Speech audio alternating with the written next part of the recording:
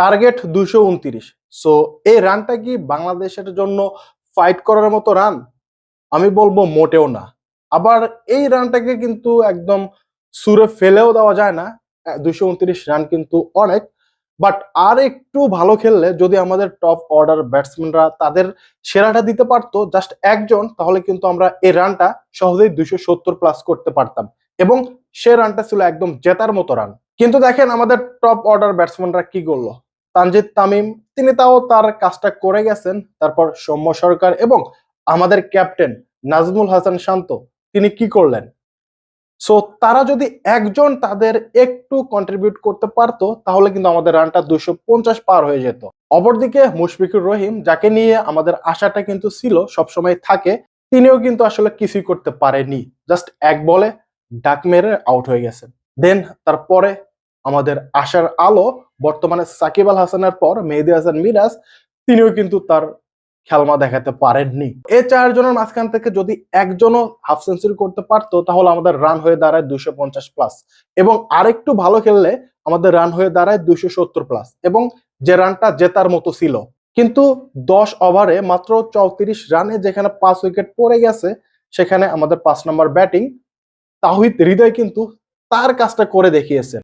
5 নম্বর পজিশনটা ছিল মাহমুদুল্লাহ রিয়াদের। আমরা শুনলাম মাহমুদুল্লাহ রিয়াদ ইনজুরির কারণে এই ম্যাচটা খেলতে পারেননি।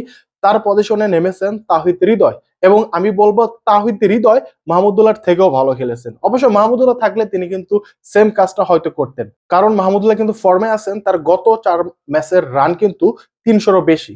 সো মাহমুদুল্লাহ নেই, মাহমুদুল্লাহর জায়গায় তাওহিদ হৃদয় কিন্তু তার সেরাটা দিয়েছেন এবং তিনি 100 করেছেন। আর আমি বলবো আমাদের এই ভারত বাংলাদেশ ম্যাচের সবচেয়ে বড় পাওয়াটা এটাই যে তাওহিদ হৃদয়ের সেঞ্চুরি।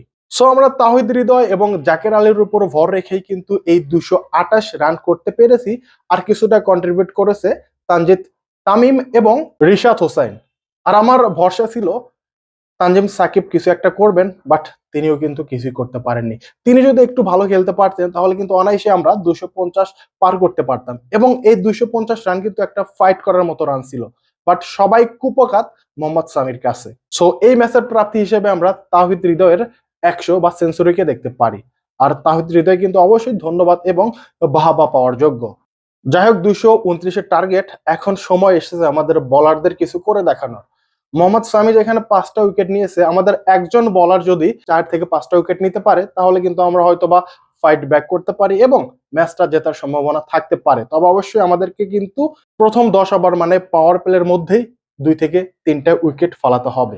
এখন দেখা যাক আমাদের বলাররা কি করতে পারে। যদিও 228 রানের টার্গেট দিয়ে জেতার আশাটা করা কিন্তু খুবই বোকামি, তবে এটা ভাই ক্রিকেট খেলা, কখন কি হতে পারে কেউ জানে না। আর আমাদের বলারদের একটু একটু মনোযোগ দিয়ে, একটু মন থেকে, মানে একটু কষ্ট করে বলগুলো করতে হবে যাতে আমরা ফাইট ব্যাক করে জেতার আশাটা করতে পারি। সো দেখা যাক কি হয়। আর আমাদের ব্যাটসম্যানদের কিছু বলার থাকলে আপনারা কমেন্ট বক্স খোলা আছে, বলতে পারেন। ধন্যবাদ।